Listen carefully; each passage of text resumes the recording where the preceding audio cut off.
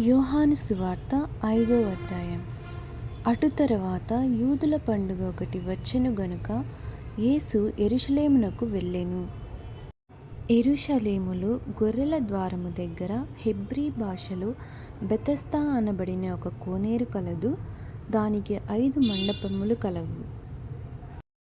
ఆయా సమయములకు దేవదూత కోనేటిలో దిగి నీళ్లు కదిలించుట కలదు. నీరు కదిలించబడిన పిమ్మట మొదట ఎవడు దిగునో వాడు ఎట్టి వ్యాధి గలవాడైనను బాగుపడును. గనుక ఆ మండపములో రోగులు, గుడ్డివారు, కుంటివారు, ఊచకాలు చేతులు గలవారు గుంపులు గుంపులుగా పడియుండిరి. అక్కడ 38 ఏండ్ల నుండి వ్యాధిగల ఒక మనుషుడుండెను. యేసు వాడు పడియుండుట చూచి వాడప్పటికి బహుకాలము నుండి ఆ స్థితిలోనున్నాడని ఎరిగి, స్వస్థపరగోరుచున్నావా అని వానినడుగగా,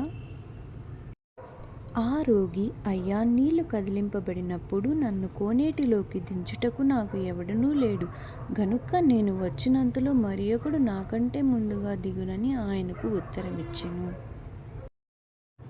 యేసు, నీవు లేచి నీ పరుపెత్తుకుని నడువుమని వానితో చెప్పగా, వెంటనే వాడు స్వస్థత నొంది తన పరుపెత్తుకుని నడిచెను.